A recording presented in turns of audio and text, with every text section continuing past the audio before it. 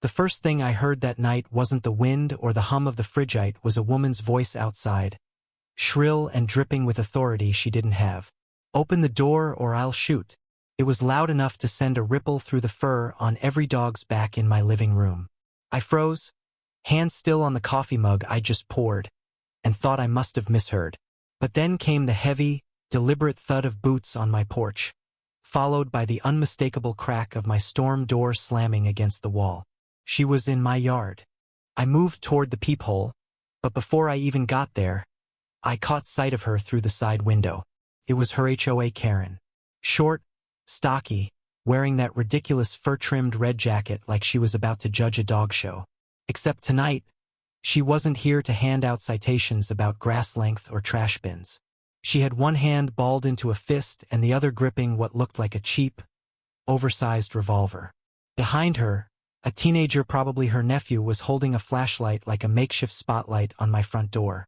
I could feel the shift in the room before I even looked back, the low rumble starting deep in the chests of my dogs. All 8 of them, retired K-9s from my years working in law enforcement, now lived here with me. Their training was still sharp, their senses quicker than mine, and their patience for intruders non-existent. One of them, Max, had already positioned himself at the window, ears forward, eyes locked on Karen like she was the threat in a drill. Then it happened. Karen stepped back and drove her boot into the door. The wood shuddered, the deadbolt held, but the sound was enough to ignite my pack. They surged toward the entry like a wave of muscle and teeth, barking so loud it rattled the light fixtures. I flung the interior latch open and yanked the main door wide, letting the security chain hold the gap at just 3 inches. The sight must have hit her like a brick wall. 8 massive German Shepherds and Belgian Malinois, all bristling, teeth bared, and eyes fixed on her. "What the hell do you think you're doing?" I shouted over the barking. Karen flinched but didn't back up. "You missed the HOA emergency meeting," she snapped, voice high and quivering now. "And I've had complaints about dangerous animals on your property. I'm here to do a compliance check." She gestured with the gun, as if that made her some kind of official. My blood boiled. "You're trespassing, threatening me with a firearm, and trying to break into my home. That's not a compliance check, that's a felony." She tried to speak, but before she could, the teenager with her stepped back, muttering, Aunt Karen, I think they're recording us." His beam of light had caught the red glow of my front yard security camera. I smiled, not the friendly kind. "Oh, we're recording," I said, stepping into the light so she could see the body camera strapped to my chest. "And this feed's going straight to the county sheriff's department." Guess who's on speed dial? The color drained from her face, but she still didn't retreat. "You think anyone's going to believe you over me? I run this neighborhood," she spat. I let out a laugh that even I knew sounded dangerous. "You run a homeowners association, Karen. I ran the K-9 unit for this county for 12 years. And guess who's still got friends on the force?" Right on cue, the distant wail of sirens cut through the night. The dogs went silent, as if they too recognized the sound of backup on the way. Karen glanced over her shoulder, suddenly aware that the teenager had already started backing toward the street. She hissed at him to stay put, but he didn't listen. The patrol cars came fast, 2 cruisers, lights flashing red and blue against her stupid jacket. Out stepped Sergeant Lee, my old partner, his expression hardening the moment he took in the scene. Karen with a gun, my splintered doorframe, the pack of trained K-9s holding formation behind me. "Drop the weapon, Karen," he ordered, his voice sharp as glass. She hesitated, but when Lee's hand moved to his holster, she tossed the revolver onto the porch. Clattered, and one of the dogs growled low until I gave the release command. Lee moved in, cuffing her without ceremony, reading her rights while she sputtered about bylaws and dangerous breeds. Her nephew was pulled aside by the second officer, who quickly discovered the flashlight he'd been carrying also had a small pry bar taped to it. Attempted break-in, armed threat, trespassing, it was all going in the report. And I hadn't even gotten to the best part yet. Because here's the thing, I already knew why Karen was so desperate to get into my house. 2 weeks earlier, she'd sent me a letter demanding I remove my dogs, claiming they violated an HOA limit on pets per household. What she didn't know was that my property wasn't under her jurisdiction at all, and each of my dogs was registered with the county as a retired service animal. The law gave them protections she couldn't touch, but she doubled down, even spreading rumors they were aggressive and unsafe. What she also didn't know was that earlier that day, I'd been on the phone with a reporter from the local paper. They'd been investigating her for months over HOA fund mismanagement, intimidation of homeowners, and even harassment complaints. This break-in, it was the cherry on top of her corruption sundae, and it was all happening live on my cameras, with half the block now watching from their driveways. That's when the real twist walked up the street. Me neighbor, Captain Morales, still in uniform from his shift with the state police. He stopped dead at the sight of Karen cuffed and surrounded by K-9s. "This the one?" he asked me. I nodded. Morales looked at Lee, then down at Karen. Add impersonating a public official to that list. She tried to pass herself off as having enforcement authority earlier this week. Karen's jaw dropped, and for the first time that night, she didn't have a single word to throw back. She was led to the cruiser, head down, her red jacket a glaring beacon of shame under the flashing lights.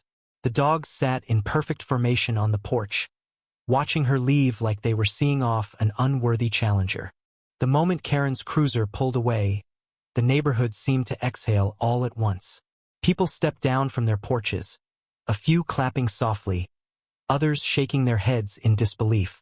Sergeant Lee stayed behind with Morales to take my statement, their body cams still rolling, their voices calm but edged with the same disgust I felt. The dogs had settled, lying in a neat semicircle around my boots, but their eyes still tracked every movement in the street like sentinels on watch. When I told Lee exactly what had happened, her threat, the kick to the door, the revolver, it didn't even try to hide his reaction. "You're lucky that chain held," he said, scribbling on his notepad. "If she'd gotten in with that many K-9s between you and her, we'd be talking about a very different ending." Morales leaned in, lowering his voice. "The DA's office is already interested in her.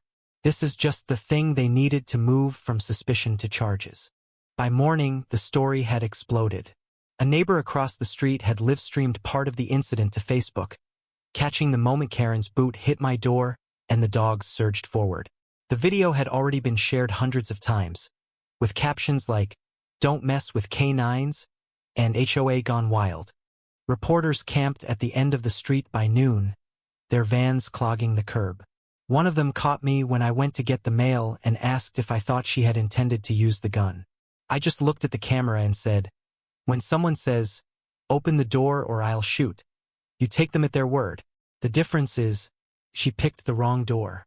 The HOA scrambled to distance themselves from her. An emergency meeting was called that weekend, open to all residents. I wasn't technically under their authority, but when I walked into the community center with Morales and Lee, nobody stopped me. Every seat was filled, the air buzzing with tension. The board president, a meek man who usually deferred to Karen on everything, stood at the front looking like he'd swallowed a lemon. "We have voted to suspend Karen DuBois from all HOA duties pending the outcome of criminal charges," he announced, voice trembling slightly. Murmurs swept through the room. Then Harris, the investigative reporter I'd spoken to earlier in the week, stood up from the back. "Would the board like to comment on the HOA funds used to pay for private landscaping at Ms. DuBois's home? Or on the emails where she threatened to fine residents for imaginary violations?" The president stammered something about not being aware, but Harris wasn't done. She held up a printed still from my security footage, Karen in mid-kick, her revolver clearly visible. Gasps filled the room. One elderly woman near the front stood and said, "I've lived here 30 years, and I've never seen someone terrorize neighbors like she has. Enough is enough." A man in the back called out, "Let's vote to remove her permanently." Hands shot up faster than the board could count. It was over in less than 5 minutes. Karen's reign in the HOA was done. But the legal fallout was just beginning. The DA charged her with attempted burglary, armed threats, criminal mischief, and impersonating a public official. Morales testified about her prior intimidation tactics. Lee presented the body cam footage, and I handed over my full security recordings. The jury didn't take long. Guilty on all counts. Sentencing day was surreal. Karen shuffled in wearing the standard county jumpsuit, the arrogance gone from her eyes, her hair pulled back without the usual dramatic flair. The judge didn't mince words. You abused your position, terrorized your neighbors, and endangered lives. This community will be safer with you removed from it. 3 years in county jail, $18,000 restitution for damages and legal costs, and a permanent restraining order keeping her from any HOA leadership role again. Afterward, the neighborhood threw what they called a freedom barbecue in my yard. All 8 K-9s were there, lounging in the sun as kids ran by to pet them. Someone had built a wooden sign to hang by my fence, the same words I'd seen spray-painted in the viral video comments. "Don't kick this door." It made me laugh every time I saw it. That night, as the sun dipped low and the last neighbors headed home, I stood on the porch with Morales and Lee, watching the dogs settle in for the night. "Funny thing," Morales said. "I think you just became the unofficial HOA watchdog." I smirked, scratching Max behind the ears. "Not me," I said, looking out at the darkening street. Them. Justice had been loud, public, and permanent. And for once, it felt like the whole neighborhood could sleep without one eye open. What about you? If someone kicked in your door like Karen, would you have handled it the same way or gone even further?